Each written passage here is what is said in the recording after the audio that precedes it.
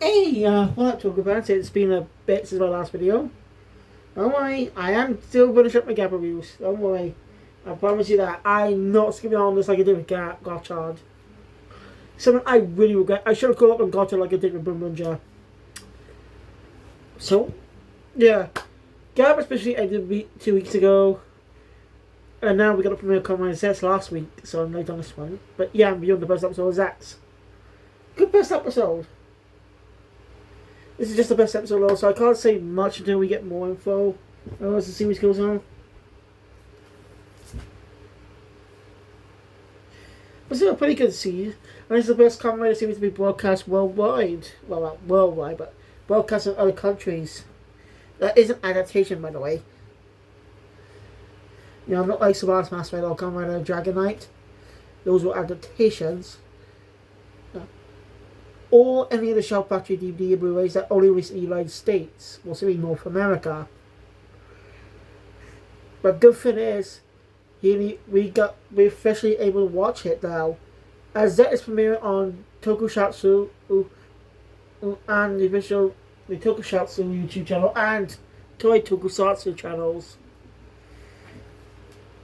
Surely get Shout Factory release ones with one and the rest. But it's pretty cool and all, but I have a gripe with that. A few gripes, really. So, it only airs once. They sorted out recently to have the stream 24 hours and playback in case you missed an episode. In case you missed it, you can rewind it. That's a good feature. I may try that this weekend. If I may try for episode 3. May. I don't know, I will. But yeah, well, also the time it's being streamed at least at, you know, yeah, since you can't rewatch it even though it's a live video, rewatch it after it's done, which is kind of stupid. The time it is here kind of pissing and annoying. So in around the US or so, it is at 7:30 at night. It is at 7:30 PM at Pacific time, which in the UK is 3:30 in the fucking morning. I mentioned this before my reviews, but it's just annoying. This happens. It's the first time this has happened, but being broadcast here makes more sense now. Why Tokusatsu, especially has allowed other countries to view comments since they officially translate on their YouTube channel. Basically, it unbeatable blocked them. Normally, you only be if you had a VPN or something to watch American shit, or you'd be looking at America. So now you can watch the original Kamen Rider, Kamen Rider Yuki, Kamen Rider Agito. Wait. Sorry, Kuga, sorry. I meant Kuga, Kamen Rider Kuga, Kamen Rider 01, and Kamen Rider Geats. The language I actually have already seen. So no, back in 2021, I was watching Geats from start to finish. It was enjoyable seeing them. I think here's a complete season review on that. This is not officially made or translated. See, if any mistakes that were made in the bad translations. So, I don't understand why Toei's doing this now. I actually saw an article on this a couple months ago. You know, that they're going to bring their products to the West more because of low birth rate. There's low birth rate in Japan. So it makes sense they're focused on a wider source, since they won't be able to get much money from a market that's very small in Japan right now. You know, so yeah, I can understand that. It's smart business decision too. But why don't they do it like Ultraman? I'm not kidding. Subaraya, Subaraya's official Ultraman YouTube channel, releases episodes of current new season Ultraman weekly. And you can watch it every damn time. So it kind of pisses me off that you can't watch it. And they're doing this with. I don't know what's going on to them. I don't know why they refuse to do that. Toys is stubborn. I bet this is Toys' fault. Because this is completely stupid. But yeah, I just blame Toy for it. Anyway. There's gonna debut of Kamen Rider ZEZTZ. So we open up with a very unique sequence as news reports of a pop star named Nem.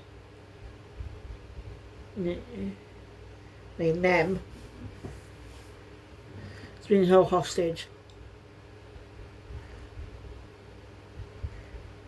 And see very unique as you see a young man promising a girl that to say those tears as he will rescue her or something.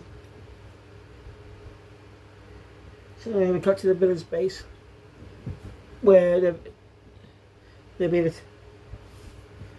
Where see, I think one of them stops him. So he's gonna kill her herself, but no, he frees her. As we'll not be one of them. As will be our protagonist, Baku Yozu. Well, he's more like a James Bond parrot guy. I think he's quite a unique writer in these modern days. I'll get to my reasons why in a bit. I don't know if it's true, huh? Anyway. Baku is badass. As he's kicking these guys' asses. Even using a gun in the toy show. A regular gun. Of course, he's using rubber bullets, but he seems to be using rubber bullets at first. But then it switches to different kinds of bullets. Somehow. Okay. But, here's it. I like when shows do this. Incorporate the credits into the scene, instead of just having it appear as text on screen. They appear as part of the environment. I like it when films and shows do that. It makes it feel more dynamic and less intrusive. It's sort of what Goju's going to be doing with the episode titles. As they're part of the environment. I'm just saying, it's something I like this season's do, like them to win. I never really thought this doing now, but I think credits on TV credits on movies and TV show can be a bit intrusive when you're watching stuff. Having credits incorporated into the early scenes are way better. At least my opinion, of course. You'll feel to have your own opinion on this. Anyway. I like Baku's outfit. A white shirt and black trousers. Very spy-like. As you can tell, they really inspired by James Bond this one. Very interesting too.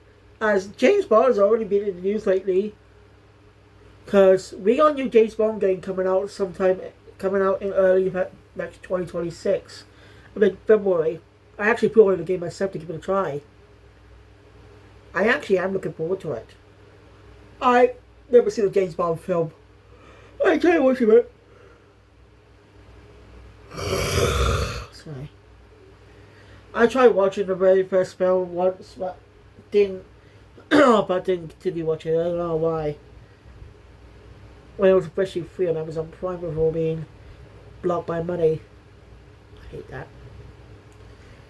So I actually bought the first movie on Blu-ray recently. I haven't watched it yet. So I'm glad I did. This could be actually just because it's a Sean Connery film.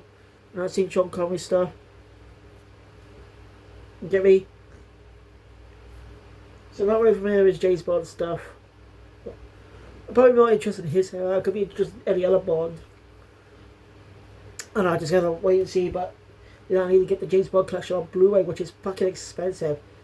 And it's very hard to get each one solo when I had to look on Amazon and I try to save money. It's kind of a pain in the ass. So I may ask for that something for my birthday or something. In fact, I heard Facebook you could be released for that day. Yeah, the day the game comes out. Let's see if I can go that far now. probably if I start in October, probably a 3-4 month delay. Alright. Baku seems like the type of cat seems a bit like Ukyo Ace from Kamen Geats. the cool protagonist. But it's quickly revealed that he's not like that. He's in real life. When he's walking by his sister, Minami. So I kind of like Baku for this reason. He's a mix of two Kamen archetypes: the cool badass rider that Kamen Geats was, and the goofy rider like all the other riders. But I think the only other rider, as far as I know, they actually tried. I said actually twice. I just said actually twice. To mean that. I think the other character that was like that was Shotaro, maybe. Double, I could be wrong. He was season one. He could be goofy. Be serious when it comes to battles. But when he's out of costume, he's goofy. I can't say this is something like that, but Baku's more. You know what I mean. Anyway, we see this is it's just enough. Baku calls himself Agent 7. And he's a fan of a series called Agent Zero. Also a parody of James Bond. Really doing his cousin using the name of a James Bond game coming out. This is the first James Bond game to come out in years. Like, I think the last one came out on like the PlayStation 3. I'm going to check out my buddy's video on the James Bond games if you're interested. He does fascinating deep dive. He does fascinating documentaries about games from the start all up to the current the videos released of the games that came out. Fascinating learning history. And he used to make these videos a lot longer now to help glorious with them. He's recently did a Mario Kart video. Anyway. Well, is that Baku doesn't really have a job. Oh, so we got two Toku protagonists that don't have jobs. Yeah. They're really trying to give him a bit of hero here. Since Goju Wolf does not have a job. But I don't know if that's going to be a running gag or not.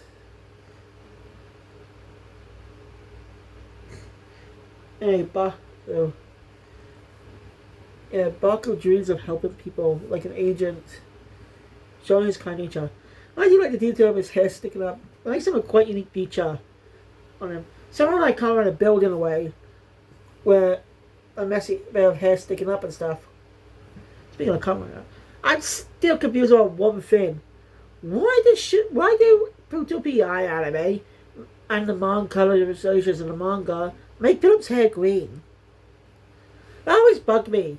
There's no explanation. There's no ambiguous explanation for it, as he's always had brown hair prior to because of the actor. Let's say the actor's character's hair turned green by the end. I understand, but no, he had green hair from the young. Oh, it just confuses me. Why? To make it look cool? Yeah, I don't mind that. I just say that I just really wish there was an ambiguous explanation of why his hair's green now. I also plan to recover Futopia once I watch Kamen Rider Double. Since the mistake of watching it, we're still watching Double, but I just stopped watching. Anyway, after that show, anyway, I can talk about his. We see that Minami is not exactly a fan of that. Why?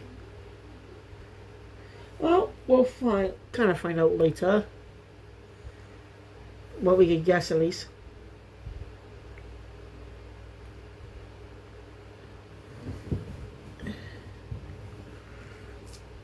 As Baku's are going up to his job, wearing different clothes. He doesn't know what to do, but he sees the videos of them, and he has to get encouraged to do it. As you see him play with a little girl. Most likely he was helping watching her while her parents are busy with stuff. Let's step away for a moment. John, again, his kind-hearted nature, I guess it called in. He says to go, he'll be right back. Let's talk in. We see a man who assumes her father take her away. But we find out that's not the case. He's a kidnapper.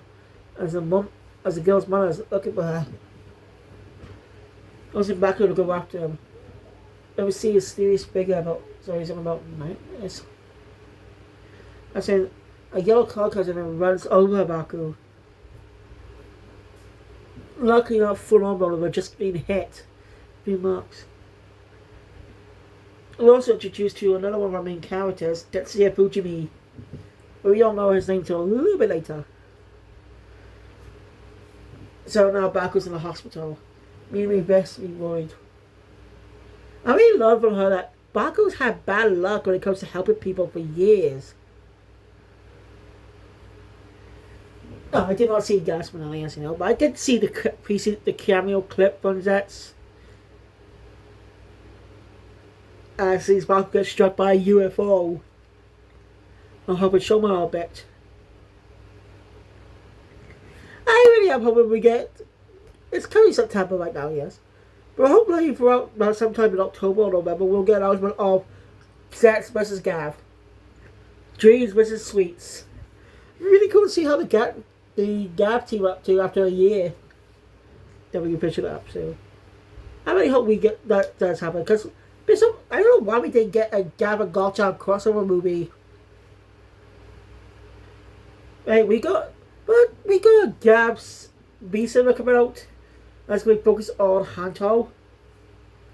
It seems to be something to do with whether Suga planted in him all the way back in early on in the season.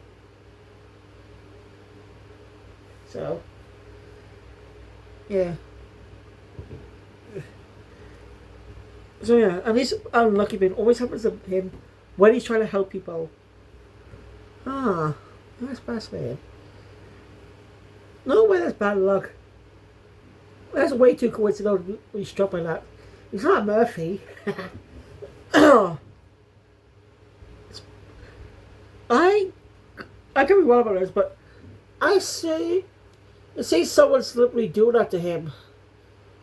Causing all those events to happen to him. Every time he helps a person, making him able to despair or something. I know it's just a guess.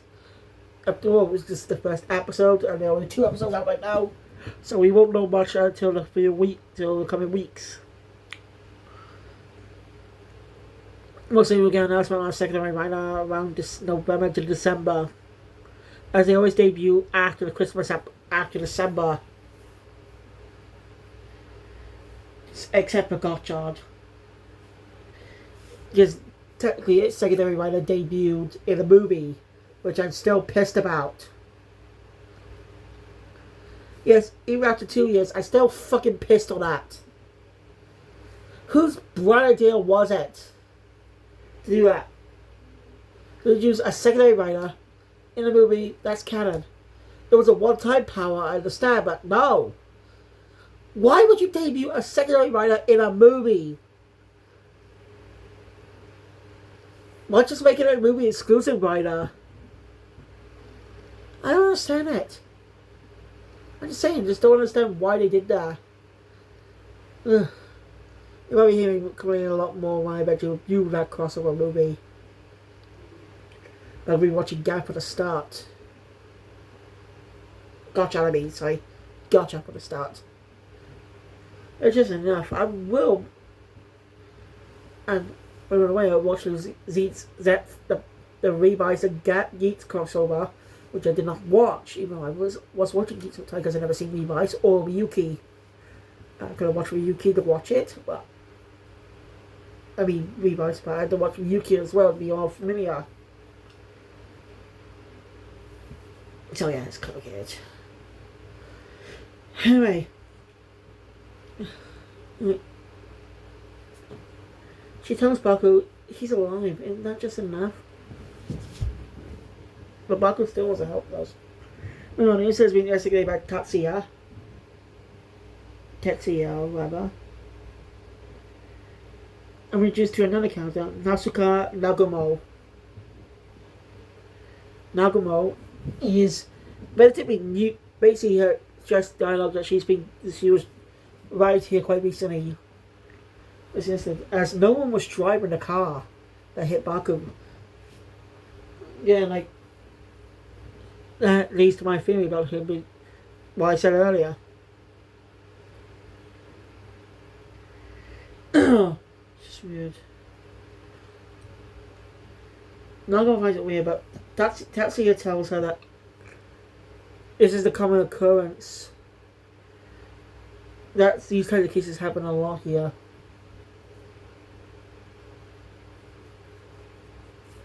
It's basically cases of people dead on it. And yes, he doesn't really care if he believes it or not, if she believes it or not. He says that it has something to do with dream world nightmares. So he's onto something. That's interesting. And just when the end of this one, I'm like, oh, Zaz is going to be sick right now, isn't he?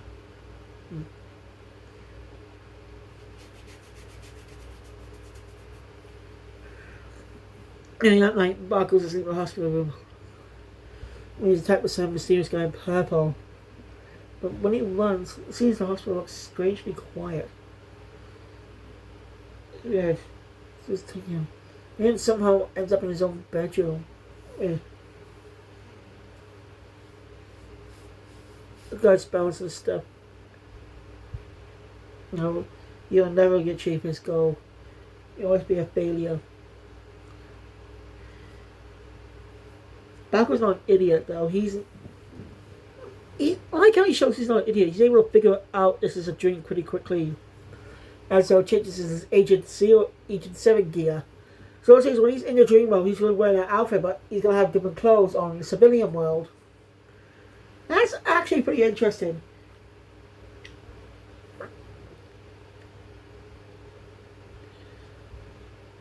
So he can't do anything against this nightmare thing. Stuff. Yeah, he's trying to kill him or something, so.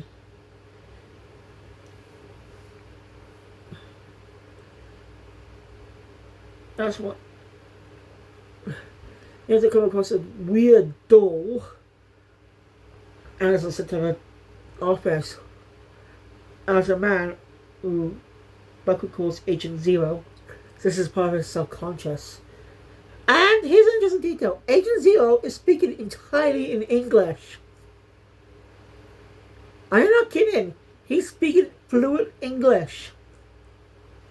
And Baku can understand him for some reason. Suggesting that Agent 7 is not a Japanese film. Well, so that's interesting. So it's just this Agent Zero movies aren't Japanese. Well, makes sense in a way. This is apparently James Bond.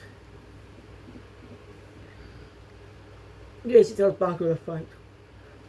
And gets him the ZEZTZ driver, which has grown on me. I see that when this was supposed to be, I didn't exactly like it. But it grew on me. And it's pretty cool to have a driver that's more of a side spin instead of a belt. That's like a seat belt in a way.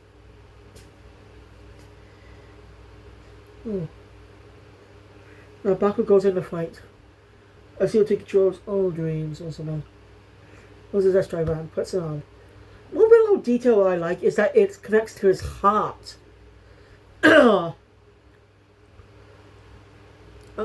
So the driver's connected to his heart. That's pretty cool. And we kind of saw that in the cameo in the Gag movie. So curious to know what the original idea was and what changes. Sometimes when a Kamen Rider is when a next season's Kamen Rider appears in the previous season's movies, in more of a concept stage of what the general idea of the characters are, but it's changed in production since that was early on when production started. When you got the cast ready, you haven't started filming yet. So once the movie's done, they start filming, but concepts can change over time. Like, for instance, Borze. Get to make friend. Get to one friend own Kamen Rider. Every Kamen Rider, but that was changed to him making 100 friends. But the kind of idea of him becoming friends with Kamen Riders didn't slightly got abandoned as fans of some movies or shorts or whatever they are. Shorts, yeah. He does befriend all the Kamen Riders. You gotta take part alongside the Go Busters in a two special mystery event. Where for Force, he's investigating the murders of Kamen Riders by Sentai. First about Sentai. That none of them have any of the old actors back. Was it due to scheduling conflicts?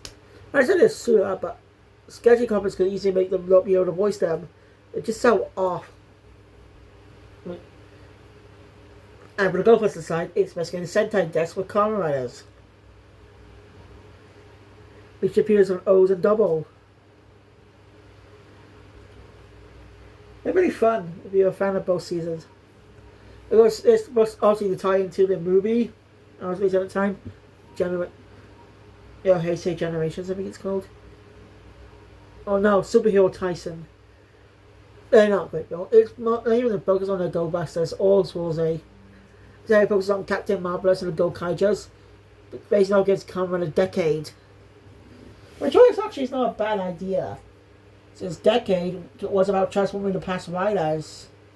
Well, just the just the Heisei era riders, so this is more of an anniversary of the Heisei era of Kamen Rider. So Go Kaija had a bit of an edge as they ever have more powers, but drawn off all the Sentai's history from since 1975. Again, the idea was good. You can say Marvelous and Decade recently appeared alongside Kaito, Zagaiza, and Kamen Rider Legend, Kaguya, from Kamen Rider Deck Gotchard. Here discuss for Gojujo with Goju Wolf Ferrero there. You can find it on YouTube. It is actually a lot of fun. It's just a lot of fun seeing Kaito and Marvelous interact, since we never got to see that since. There was a technically called crossover between Zenkaiser and Gokaiger. That just featured two Kaiser, the 6 Ranger got Zenkaiger.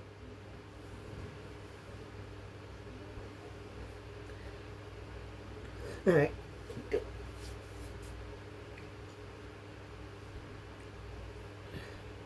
Alright, I'm gonna get the name Go Ranger now.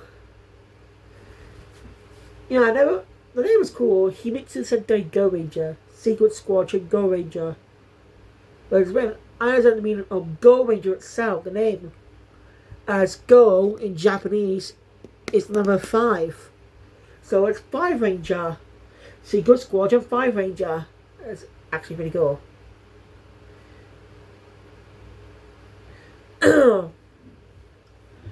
So yeah, we get our first henshin in the season. Again, he pulls that Geeks reference out there. Henshin. Yeah, you know. As Geeks always snaps his fingers when I was saying henshin. So, yeah, and it just makes sense because the writer on this season actually worked on Geeks. I think. It was the writer. I don't know what they are. But yeah. It's pretty cool. I actually like the suit now. ZEZTZ suit is pretty cool. I like it now. My opinion's changed since I first saw it. So, it was a pretty good fight. As you see, Dreamworld to his advantage. I would see how he does his rider kick. Press the button on the driver twice. Or flip. Or flipping the spinning the spear. The dude has rider kick. When he does it, 3 sevens appear.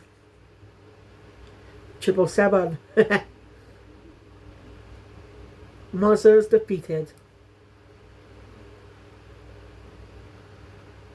I find it funny that his sleeves have all been disappeared. Now shows up. Thank you. And Baku first time. But it's just a dream. Baku ends up waking up in the hospital. Sister happy.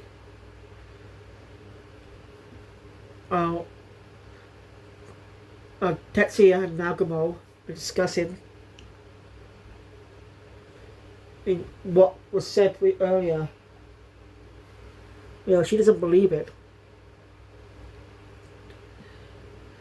But seeing Tetsuya's arms are in, and we just watching Marco for a little bit, seeing the driver on him. Bug was surprised too about it. So it seems like the driver might be attached to him in the real world. Or something. That would make sense as a touch type. That makes sense in a way because it's tied to his heart. My guess is the driver helping protect him when he goes to sleep or dreaming. I don't know, this is just a guess. Like what? As his mission begins. And we get an end card saying your next mission. Honestly reminds me of the end of the geeks and the rules of the DGP. Preview for the next episode. Well, who knows about the police? We get a chase in the tunnel. Something. Just to see what happens next episode. So it seems like Baku's going to become Kamen in Dream World. But obviously that's not going to be a permanent thing. Because that will get very repetitive. You know, they make it so unique. It gets very repetitive. It'll just get repetitive.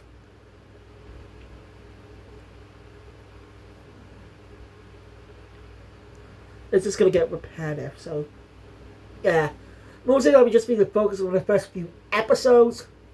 But most likely arc Villa will cause. Remember this is story arc will cause the everything to leak into the real world, causing ZEZTZ to jump into the real world to face up against these monsters, protect people.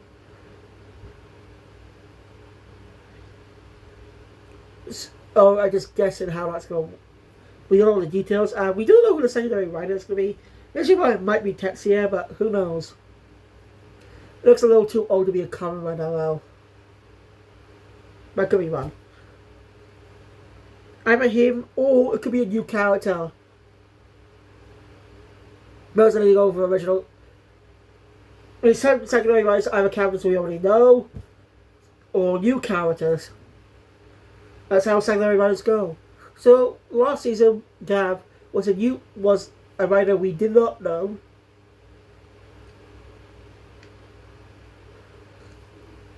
Every writer wasn't someone we knew. It was a new character. So it wasn't just Black Spy. You get what I mean. But previous episodes, yeah. So they might go with a character we already know. But we don't know yet. We probably get more information about November, late November, or early December. So that's my post on Kamen ZEZTZ. It's enjoyable. I mean, the first season we broadcast in other countries outside Japan. English-speaking countries, I mean. I'm curious to see what they're going to do next. But I'm going to be watching it a different way if I don't decide to do whatever that playback thing is. So anyway, thank you guys for watching. If you enjoyed my content, please hit the button. Want to see more? Subscribe to the channel, leave your email, scripture. And I hope you see you guys here with ZEZTZ episode 2. Sayonara.